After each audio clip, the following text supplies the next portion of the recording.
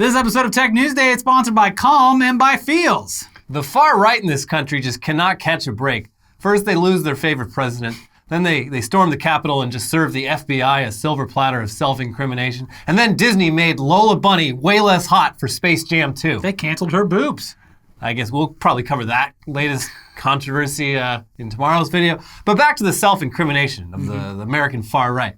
Most of the people facing jail time for their involvement in the January 6th Capitol riot were turned in by friends, family, and acquaintances who saw their Facebook posts or recognized them in news footage and said, hey, I know that asshole. Time to throw them in. Yeah. But Parler was, of course, the free speech social media platform of choice for a lot of the rioters. And before Parler lost its Amazon Web Services hosting and went offline, some noble hackers exploited some very basic problems in Parler's security to just download every single post on Parler and provide the data to researchers and presumably the FBI. And based on what's been released publicly, it's a real treasure trove of people saying, hey, this is me doing an insurrection at the US Capitol. And law enforcement is probably overjoyed that this motherload of data landed right in their laps. Yeah, of course, Parler wasn't the only haven of right-wingers who had willingly or unwillingly ditched Twitter and Facebook for a platform with more like-minded users. There's also Gab, which has actually been around a bit longer, I think.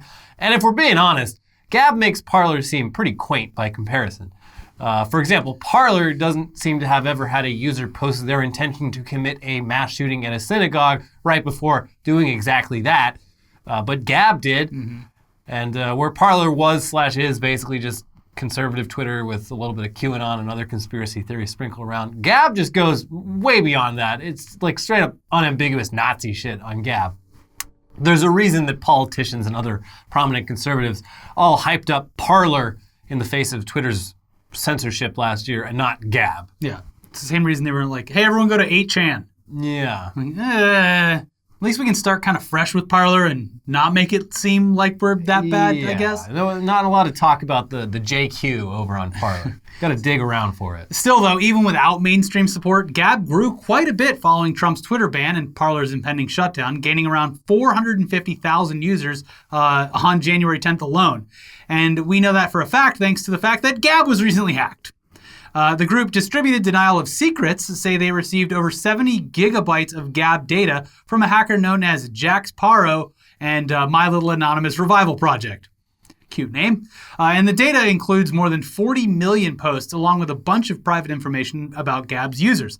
From Wired, who broke the story, DDoS Secrets co-founder Emma Beth says that the hacked data includes not only all of Gab's public posts and profiles, with the exception of any photos or videos uploaded to the site, but also private group and private individual account posts and messages, as well as user passwords and group passwords. Quote, it contains pretty much everything on Gab, including user data and private posts, everything someone needs to run a nearly complete analysis on Gab users and content, Best wrote in a text message interview with Wired. It's another goldmine of research for people looking at militias, neo-Nazis, the far right, QAnon, and everything surrounding January 6th. The data also apparently includes chat logs of private conversations between users, along with passwords for accounts belonging to Donald Trump, Marjorie Taylor Greene, Mike Lindell, and Alex Jones. The Trump account doesn't seem like it's him. The Trump account, from what I've read, seems like it's one of the top people from the site squatting an account for him just in case he wanted to join the website. Like if it was him, he'd be posting, but it's press releases and stuff like that. Yeah, it from all the research that I read, it's pointing to they squatted on it and kept it active just in case Trump wanted to jump over and have an account. He'd have one ready to go, and no one else could claim it. Marjorie Taylor Greene, though, I think it's her. And Mike Lindell. But don't get too excited about digging through all this dirty laundry. DDoS Secrets say they're not going to be sharing any of this publicly due to the obvious privacy concerns. They will, however, be sharing it with journalists, social scientists, and researchers. And as for how the hack was accomplished, I'm an idiot, but the hacker says that they exploited an SQL injection vulnerability on the site. Don't ask me what that means, but apparently it's a pretty common bug, or as Ars Technica calls it, a rookie coding mistake, which was apparently the work of Gab's CTO, just like editing a few lines of code. Anyway. Again, it's websites being like, put that on the back burner. Let's figure out the rest of the stuff, like getting users and stuff. And then, we forgot to secure the website. And like the way Gab works, it's Gab is run off of this platform called Mastodon. Great band. Well, it's like an open source version of Twitter, so like anyone can start their own Mastodon server. So Gab is a Mastodon server, but because of that, you can actually like see a lot of the coding for the site. So people were able to like literally pinpoint. It was like, that's where you fucked up. Yeah. And we can see who did it because it's like edits by blank. Yeah. Anyway, presumably we'll be able to see something out of this once journalists and researchers have spent enough time poring through it to find anything interesting. I would think there's probably a lot there, yeah, probably, you'd imagine. But ideological shit aside, let this be yet another reminder that nothing online is actually private, especially if you're the person running a website doesn't know what the fuck they're doing. Yeah, and speaking of how nothing online is actually private, this may have gotten a bit muddy with the whole Trump trying to, and failing to take down TikTok thing. But regardless of whether TikTok actually is a spying tool for the Chinese Communist Party, there's still plenty of evidence that it is a privacy nightmare. For example, TikTok's parent company ByteDance recently agreed to pay $92 million to users as a settlement for a class action lawsuit over privacy violations.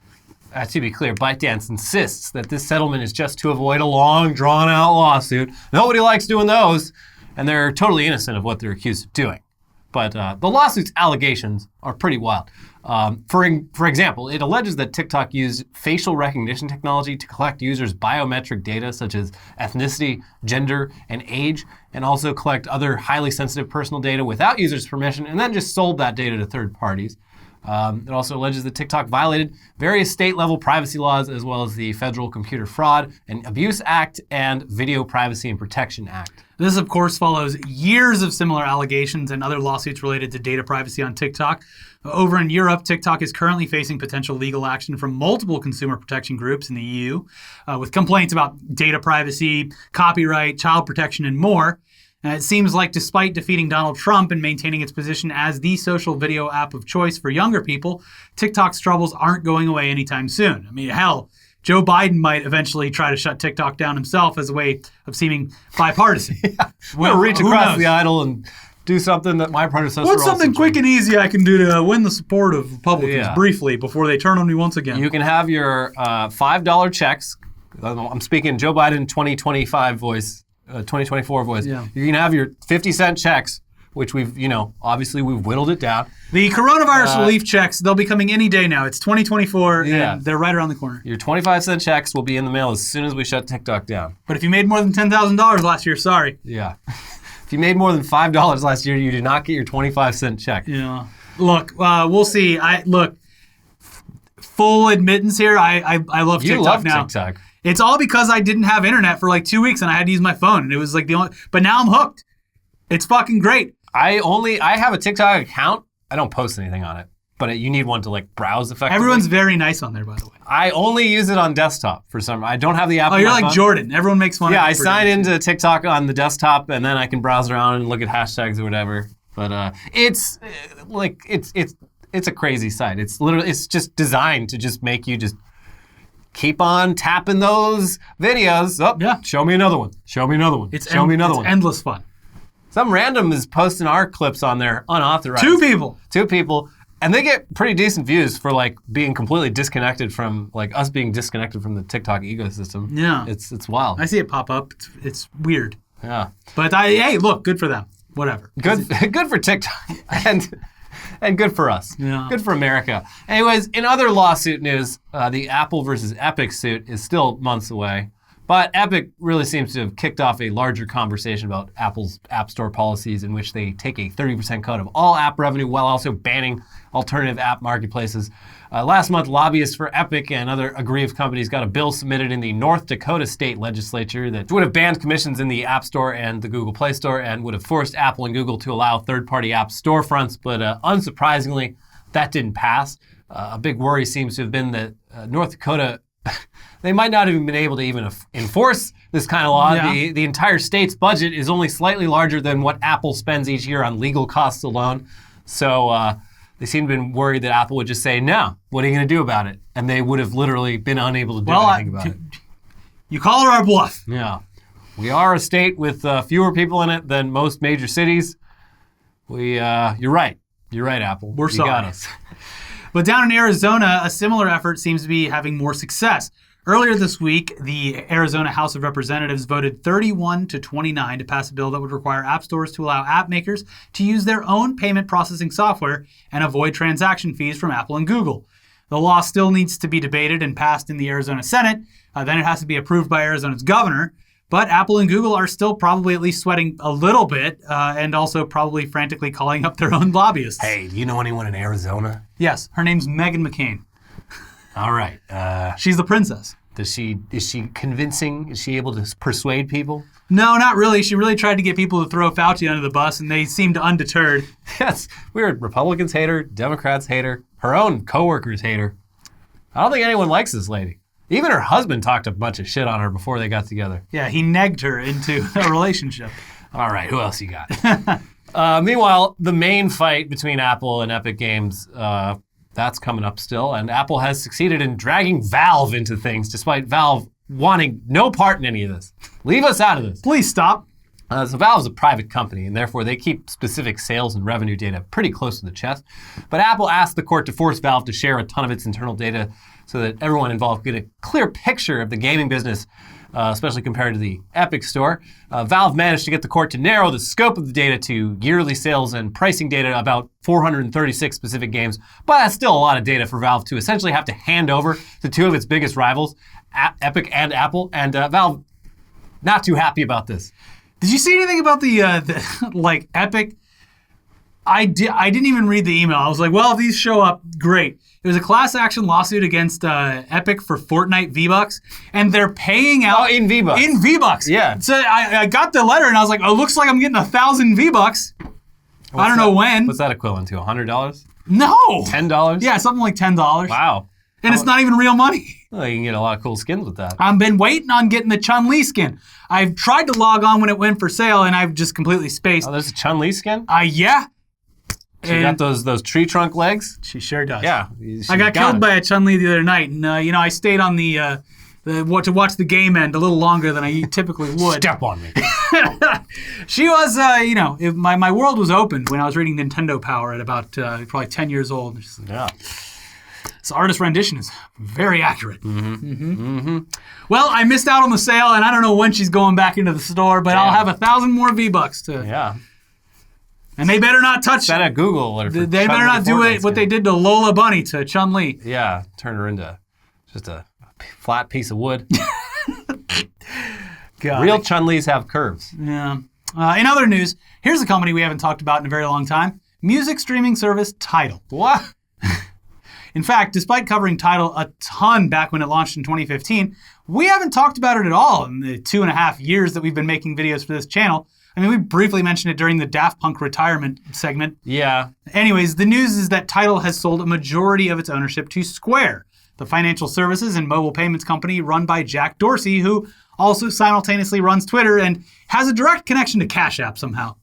Yeah, we don't talk enough about how Jack Dorsey has a real renaissance man. He's the CEO of two companies at the same time, which there's probably other examples of that, but he's the only one I know of.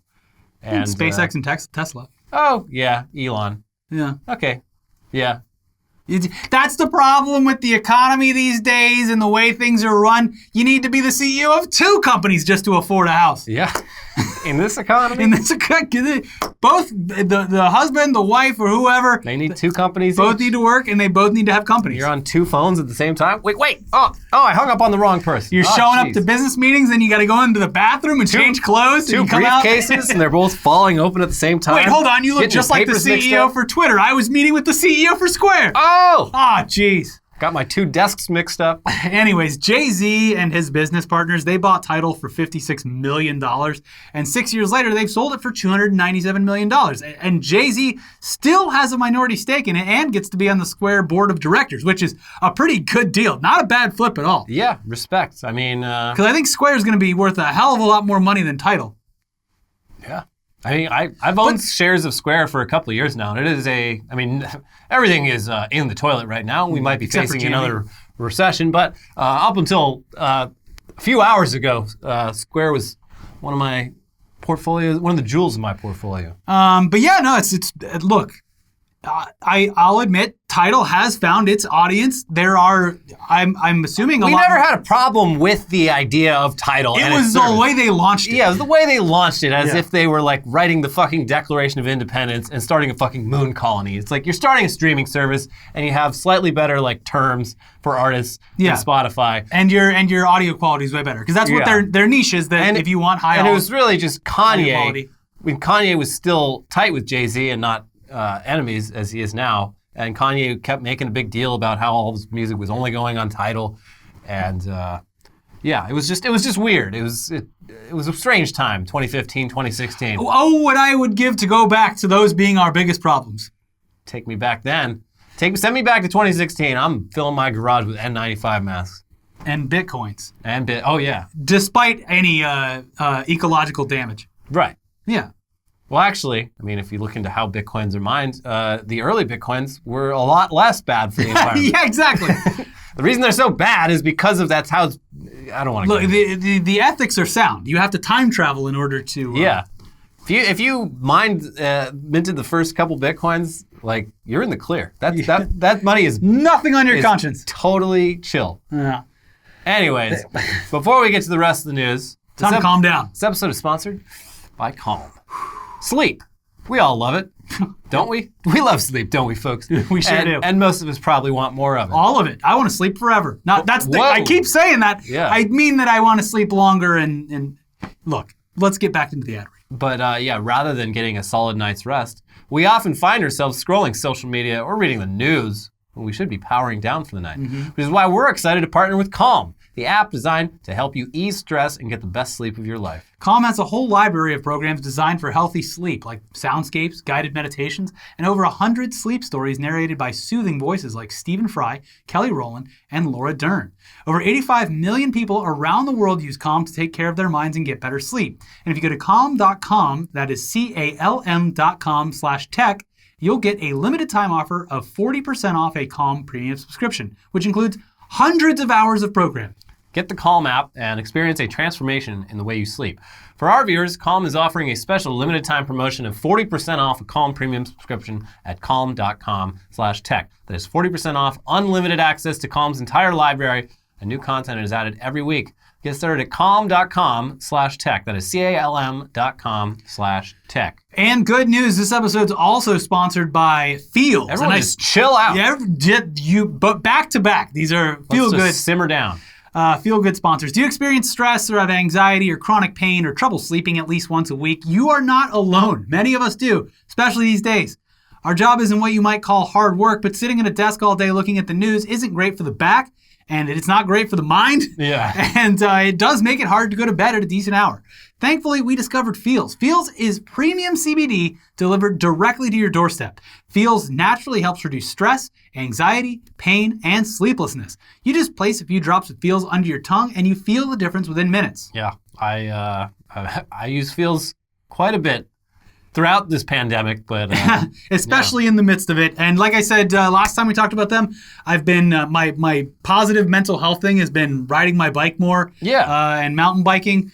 And just today, got a little leg sprain, nothing serious. Drip, drip. But drip, drip tonight, and I'll sail away to sleep. Put some stuff on, and it'll be all good. The thing to remember about CBD is that finding your right dose is important, and everyone's dose is different, so leave room to experiment over the course of a week or so.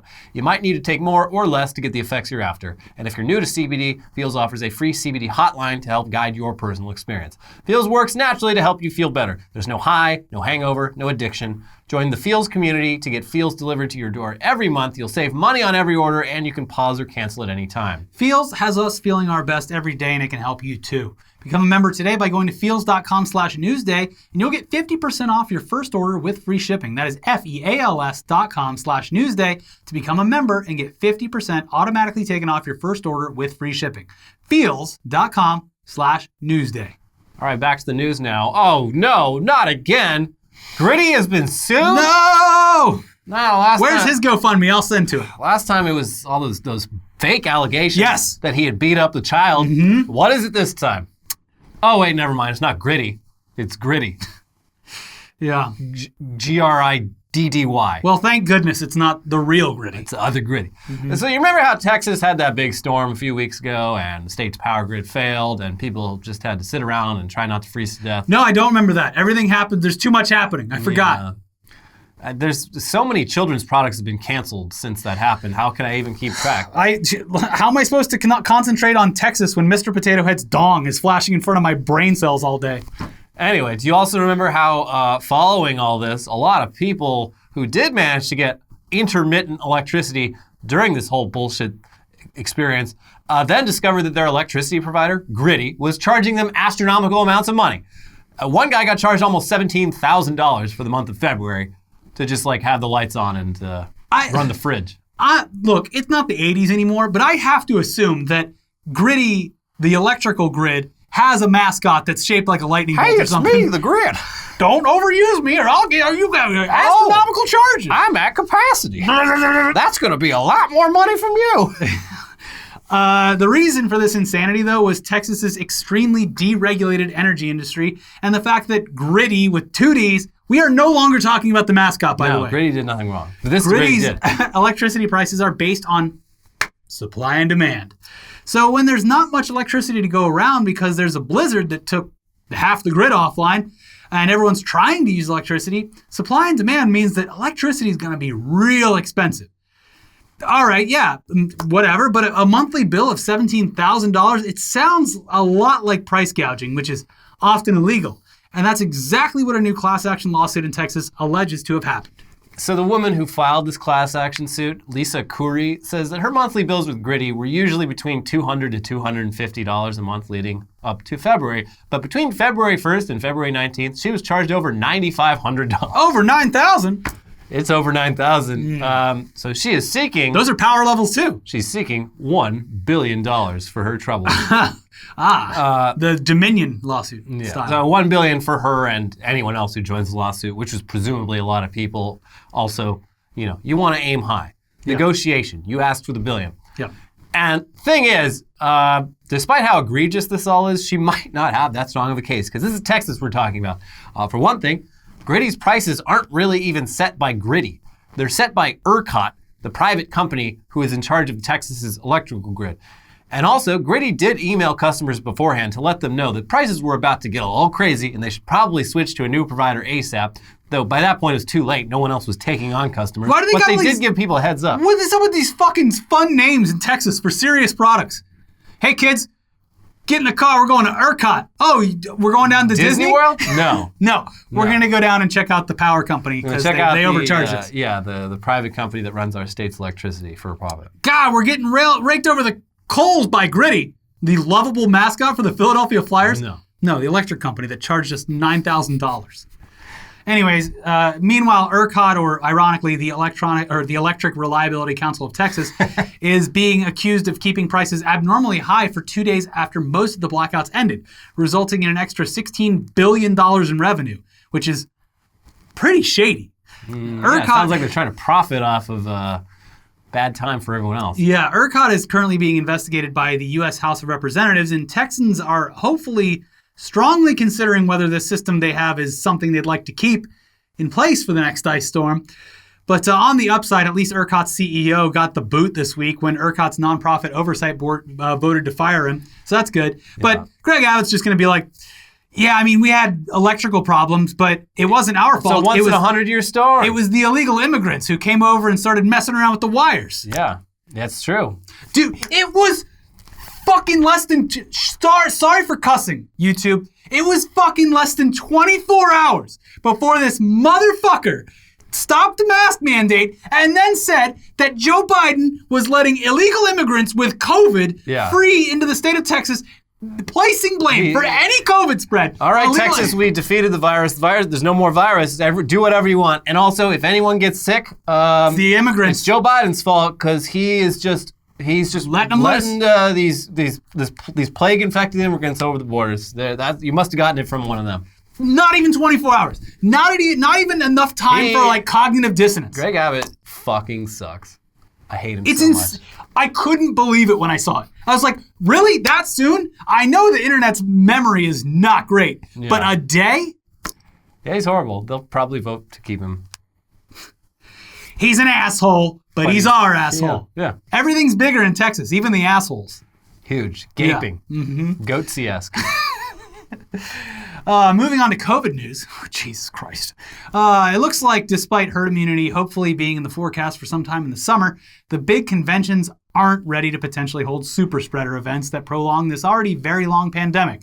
Greg Abbott's going to step and be like, nope, South by Southwest is fucking happening. It's fucking hit. You will be there. Austin City Limits, move it from the September to now. We're doing it right now. Ricky and Elliot, you got to show up for RTX. Oh, no. We're counting on you. It's me, Greg Abbott. I'm forcing Rooster Teeth to do a convention, and both of you are showing up, and I'm gonna kiss you on the mouth. Freedom! Oh, God. San Diego Comic-Con, E3, and Anime Expo aren't happening in 2021, at least not in person. With Comic-Con and Anime Expo, both cons issued press releases basically saying July is too soon to be confident enough to commit to anything. And E3, there hasn't even been a formal announcement, but documents filed by the LA Convention Center indicate that E3 2021's live event is canceled in favor of a broadcast show, same as 2020. And good. Yeah. Nobody needs to be at E3. Yeah. E3 especially should not be a convention. Hentai Festival or whatever, anime festival, sure, it's fun to be there in person. Yeah. But E3, it's a bunch of fucking billboards. Yeah. But hey, if you stand in line for 4 hours, you might get to play 15 minutes of Madden 2022 on a controller that hundreds of other people have touched. Yeah, I'm starting to get why they wouldn't. Like, all these conventions If you, for some reason, fantasize about ever going to E3, I'm here to let you know that PAX is so heads and shoulders above in so many ways. E3 is a trade show. PAX is a lot of fun. It's great. I've enjoyed PAX quite a bit. And maybe by September they might have one, and I doubt it, but it's possible that Seattle might throw one this year. Yeah, I don't know. I just want to smell that smell one more time. The smell of 1,000 farts?